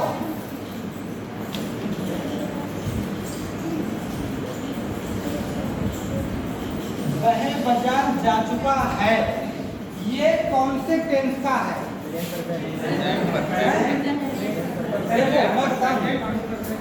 आप अंदाज से बोलो, लेकिन बस लास्ट में है लिखा है, इसीलिए आप पास्ट मत बोलना, पास्ट वाले में था होता है, फ्यूचर मत बोलना। अब प्रेजेंट के चारों में से कोई कह दो, चाहे प्रेजेंट इंडेफिनिट कह दो, चाहे प्रेजेंट कंटिन्यूअस कह दो, चाहे प्रेजेंट परफेक्ट कह दो, और चाहे प्रेजेंट परफेक्ट कंटिन्यूअस कह दो। तो ये चुका है ना, चुका, इसका मतलब कंटिन्यूअस नहीं है, तो रहा होता तो कंटिन्यूअस का होता, अरे रहा होता तो किसका होता? तो प्रेजेंट के 2 निकाल दो, प्रेजेंट कंटिन्यूअस और प्रेजेंट परफेक्ट। अब बचे हैं 2 केवल, प्रेजेंट इंडेफिनिट बचा और प्रेजेंट परफेक्ट बचा। प्रेजेंट इंडेफिनिट में ता है, की है आता है, इसका मतलब ये प्रेजेंट परफेक्ट का है। किसका है? प्रेजेंट परफेक्ट का है। बताओ, बात समझ में आ गया? कोई दिक्कत तो नहीं है? आगे आप एक बात और समझिए, जैसे वह स्कूल जाता है, वह स्कूल है लिखा हुआ है, ता भी आ गया, तो कौन सा टेंस हो गया? देखिए, ये बात तो आपने बहुत सीखी है कि ये पहला है ना, प्रेजेंट इंडेफिनिट, ठीक है। अब मुझे बता दीजिए, वह मंदिर जा रहा था, अरे इसमें था आ गया, अब पास्ट का हटा दो, पास्ट में जाओ, इसमें जाओ, आप बताओ ये किसका है? ये पास्ट कंटिन्यूअस का। आगे देखिए, वह दिल्ली पहुंच चुका होगा, वह दिल्ली पहुंच चुका होगा। अच्छा, तो चुका होगा, बस नहीं पहुंच चुका होगा की जगह पे आप चुकेगा भी लिख सकते हो। आप बताओ, ये कौन से टेंस का है? फ्यूचर का तो है, लेकिन फ्यूचर का तो है, का है तो फ्यूचर का है। अब निकाल लेते हैं, कंटिन्यूअस तो रहा है नहीं, तो कंटिन्यूअस का होगा, या तो फ्यूचर इंडेफिनिट है या फ्यूचर परफेक्ट, तो बताओ किसका है? फ्यूचर परफेक्ट का। ठीक है, आगे बताइए, वह सुबह से पढ़ रहा था, रहा का है तो कंटिन्यूअस का, लेकिन सुबह समय भी लिखा है, ठीक है, समय पूछा है, समय रखा से भी होता है उसमें ना, कितने टाइम से पढ़ रहा है, तो चलिए आप से होता ना, इसलिए तो सिर्फ लगता है, ठीक है। तो ये आपका किसका होगा? Past perfect. बात समझ में आ रही है? ठीक है, तो धीरे धीरे करके आप पहचान सीख जाओगे। उसके बाद तो कोई भी सेंटेंस होता है, कोई भी सेंटेंस होता है, देख लीजिए, अब एक सेंटेंस होता है ना, सेंटेंस, तो सेंटेंस को 2 भाग में बांटते हैं, एक होता है सब्जेक्ट और एक होता है क्या? प्रेडिकेट, है ना, ठीक है। अच्छा, तो 2 भागों में होता है सब्जेक्ट, उसके बाद एक सब्जेक्ट कई भागों में बटा हुआ होता है और प्रेडिकेट कई भागों में बटा हुआ होता है, ठीक है। उसी का सबसे पहला पार्ट कौन सा है? नाउन। कौन सा है? नाउन। तो नाउन आप डाल दीजिए, नाउन डालिए। वीडियो कितने मिनट की हुई? 15 मिनट, 1 घंटा 15 मिनट। हाँ, तो 15 मिनट का बहुत इन्वर्टर नहीं चलता है, वो लगा हुआ देख लीजिए। चलो नाउन हो गया ना, ठीक है। ऐसा है आप टेंस एक बार रिवाइज करना है ना, बड़े आराम से सीख जाओगे। तो लिखो नाउन की डेफिनेशन, लिखो डेफिनेशन, नाउन की डेफिनेशन लिखो। लिखो noun is the name of any person. अच्छा, noun is the name of any person. किसी व्यक्ति का नाम क्या है? किसी व्यक्ति का नाम क्या है? नाउन है। प्लेस, थिंग, प्लेस मीन्स स्थान, किसी स्थान का नाम क्या है? नाउन है। अच्छा, थिंग, थिंग्स मीन्स चीजें, चीजों का नाम क्या है? नाउन है। अच्छा, क्वालिटी, क्वालिटी का नाम नाउन है। ये तो पहली बार बता रहे हो। हाँ, कोई चीज की क्वालिटी है वो भी क्या है? एक नाउन है। अच्छा, और जैसे क्वालिटी हो गई ना, और कंडीशन या कंडीशन या कंडीशन, किसी कंडीशन का भी नाम नाउन है। तो फिर कुछ बचाएंगे? Everything is noun. क्वांटिटी होगी ना, क्वांटिटी। हाँ, हम आगे बढ़ोगे। हमारे चारों ओर जो भी चीजें हैं वो सभी क्या है? Everything is noun. हम पहले पढ़ते थे noun is the name of any person, place of thing. Person किसी व्यक्ति का, स्थान किसी वस्तु का, थिंग्स किसी चीजों का, ठीक है, नाउन है। चलो एग्जाम्पल लिख दिया, एग्जाम्पल लिख दिया। पर्सन, जैसे पर्सन वाला नाम कौन सा हो गया? पर्सन, किसी पर्सन का नाम, ठीक है भाई। राम हो गया, है ना, सीमा हो गया, है ना, अजय हो गया, मोहन हो गया, है ना। तो ये सभी क्या है? नाउन है। ये सभी क्या है? किसी व्यक्ति का नाम क्या हो गया? नाउन। आपने तो कहा किसी स्थान का भी नाम होता है। हाँ, तूने आगरा क्या हो गया? नाउन हो गया, है ना। दिल्ली क्या हो गया? नाउन हो गया। कोई भी स्थान हो, रामनगर क्या हो गया? नाउन हो गया, है ना। पीलीभीत क्या हो गया? नाउन हो गया। क्यों भाई? किसी स्थान का नाम क्या? नाउन है। अच्छा, थिंग्स, थिंग्स मीन्स चीजें, फैन नाउन हो गया। पेन नाउन हो गया। पेंसिल किसी चीज का नाम ना, नाउन है। चेयर नाउन है ना। टेबल नाउन है। बुक नाउन है। बताओ, कोई दिक्कत वाली बात तो नहीं है? अच्छा, आप आपने आज तक परिभाषा पढ़ी है पर्सन, प्लेस, थिंग्स। आपने अब नई चीज और बढ़ा दी। कौन कौन सी? Quality, quality. लो, ऑनेस्टी मीन्स ईमानदारी। ईमानदारी क्या है? नाउन है। क्या है ये? क्वालिटी नाउन है। समझ रहे हो? क्लेवरनेस, चतुराई, क्या है? नाउन है। अच्छा, कंडीशन, कंडीशन स्थिति, इलनेस बीमारी, क्या है ये? नाउन। समझ रहे हो ना? ये इसलिए मैंने दोनों लिखवा दिया कि ताकि आपको आगे पता रहे कि वो क्या है। थिंग्स में सारी चीजें आ जाती हैं, थिंग्स में सारी चीजें आती हैं। मटेरियल भी किसमें आ जाते हैं? है ना, नाउन। ठीक है, तो समझ जाइए, noun is the name of any person, place, things, quality और कंडीशन। पर्सन है कोई, नाउन है भाई। आगरा स्थान है कोई, नाउन है। चीजें हैं कोई, नाउन है। क्वालिटी है तो नाउन है, और कंडीशन है तो क्या है? Everything is noun around us. जो हमारे चारों ओर कोई भी चीजें हम देखते हैं, है ना, वो सभी क्या है? नाउन। अगर मैं कहूँ कि गो मीन्स जाना, वो क्या नाउन है? कोई चीज है जो हमारे चारों तरफ देख सकें, तो नाउन नहीं है वो। हम कह सकते हैं गुड मीन्स अच्छा, तो वो क्या नाउन है? नहीं है नाउन। हाँ, तो noun is the name of any person, place और थिंग, क्वालिटी। तो सर क्वालिटी, ये ऑनेस्टी, क्लेवरनेस, ये इसे भी तो नहीं देख सकता। इसे देख नहीं सकते, लेकिन ये एडजेक्टिव से बन जाते हैं। क्वालिटी वो एक किसी की, देखो क्वालिटी एक अलग चीज होती है, अब क्वालिटी बताना एक अलग चीज होती है। मैं बताता हूँ, देखो कैसे।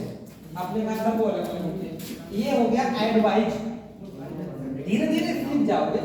ये है एडवाइज। एडवाइज सबकी हो गया। एडवाइज मीन्स होता है क्या? सलाह। सलाह। सलाह नहीं होता है। एडवाइज मीन्स होता है सलाह देना।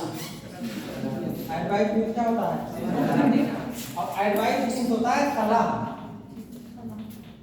समझ रहे हैं? हाँ, इसीलिए वहां पे ऐसा लगा हुआ, वहां पे पहले आप बेस सीखोगे, उसके बाद सारी चीजें जो उत्सुकता है ना आपके अंदर, वो चीज वो पूछ लो सर से, कि जिससे फंस जाए। जिस सर से पूछ लूँ, सर जिससे पढ़ा रहे हो कि सर जी बताओ, बुक का आप कह रहे हो बुक सा है, आप कह रहे हो सिप मान जात सिप सा है। सर जी आप ये बताओ कि सर जी फिसका बना दीजिए सर बहुवचन। तो मैं कहूँगा कि फिसका बहुवचन बेटा ऐसा है कि फिस ही होता है। फिस जो वर्ड होता है वो सिंगुलर भी फिस होता है और प्लूरल भी। तो ये तो एक अलग सा वर्ड है ना। उसके बाद आप कहोगे सर सब में आपने एस लगा दिया, आप एक्स का प्लूरल बताओ। कौन बताएगा? बताओ। टेट के एग्जाम में आया है OXEN। कहाँ गया तुम्हारा नियम? ऐसे लगाने वाला नियम कहाँ गया? है नहीं है। अभी आप कहोगे कि द टीचर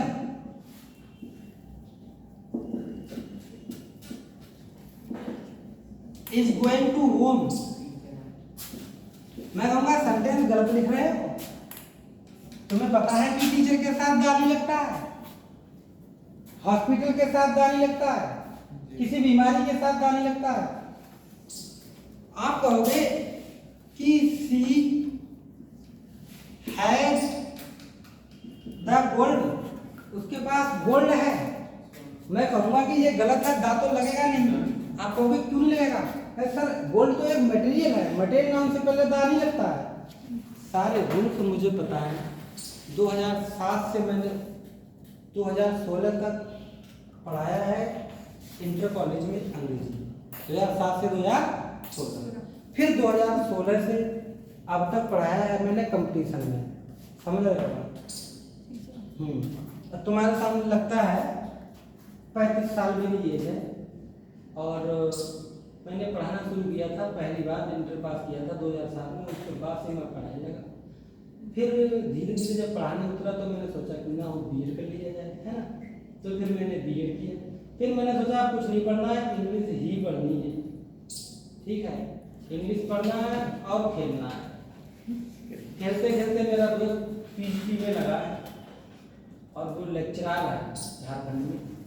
और देखिए बहुत सारी चीज़ें पढ़नी पड़ती हैं। अब है मैं किस टाइम में पढ़ूँगा तो मानोगे नहीं, अभी सुबह 7 बजे से मैं पढ़ रहा हूँ बिना रुक के। जितना समय लगा है आने में लगा है, 7 से 8, 8 से 9, 9 से 10, 10 से 11, 11 से 12, और फिर 12 से 12:45 फिर स्कूटी उठाई मैं, रोड ब्रिज पे आया, वहाँ से बस पकड़ी, यहाँ पे रोड आ गया। समझ रहे हो? उसके बाद अभी टेट का बैच लगा है, टेट का बैच लगा है। तो अब जाऊँगा, मैं कह के आया कि सर 6 बजे 3 से 6 लगता है। मैंने कहा सर 5:15 से पढ़ा दूँगा 6 बजे तक। अभी 5:15 से पढ़ाऊँगा 6 बजे तक, फिर 6 बजे फ्री होगा, 7 से 6 बजे तक। और कंपटीशन में तुम्हें पता है कि जून की छुट्टी नहीं पड़ती है ना, पढ़ाना ही पढ़ाना। तो इसीलिए कैसी चीज़ें रह जाएंगी? कोई चीज़ रह जाएगी? नहीं रह जाएगी। जी समझे? तो यहाँ तक बात समझ में आ गई। पर्सन, प्लेस, थिंग्स, क्वालिटी और कंडीशन, ये सभी क्या है? नाउन। ठीक। तो सेंटेंस में आपने ये कह दिया कि नाउन है। और अगर आप नाउन सही से नहीं सीखे अगर आप नाउन नहीं सीखे तो फिर आप प्रोनाउन नहीं सीख पाओगे। एक कड़ी होती है नाउन प्रोनाउन की भी एक कड़ी होती है। तो देख लीजिए, तो समझिए, कुछ एग्जाम्पल लिख लीजिए, एग्जाम्पल लिख लीजिए, लिखो मेरे साथ और उनमें आपको नाउन पे अंडरलाइन करना है। 5 सेंटेंस दे रहा हूँ, लिखो। She is goes to hospital.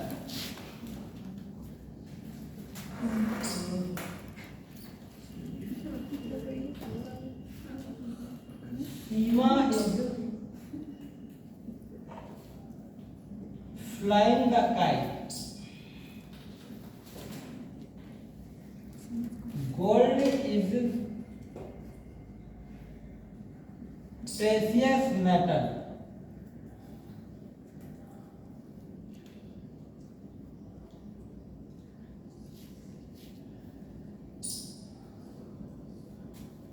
I cannot teach in the class.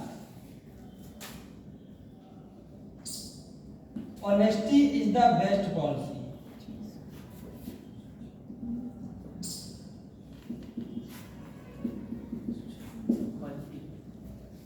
Ganga is a holy river.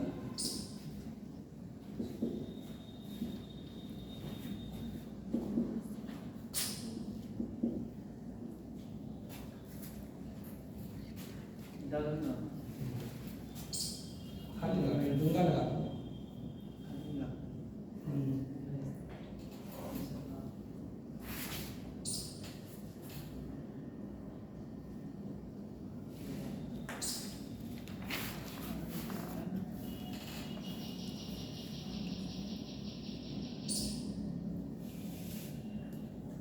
अब देखिए इनमें नाउन कौन कौन से हैं। Noun is the name of any person, place, thing, quality, स्थिति, कंडीशन और हॉस्पिटल। ये क्या है? स्थान। तो क्या हो गया? नाउन। स्थान है तो क्या हो गया? नाउन। ये एक नाम है तो क्या हो गया? नाउन हो गया। ये एक वस्तु है तो क्या हो गया? नाउन हो गया। ये एक धातु है तो क्या हो गया? नाउन हो गया। ये एक क्लास है ना? Group of student, group of student यानी क्लास, है ना? आप सीखोगे कि कौन कौन से प्रकार के होते हैं। आपने ये क्यों नाउन कहा बताऊंगा। Noun. Honesty noun, policy noun है, गंगा नाउन है, रिवर नाउन है।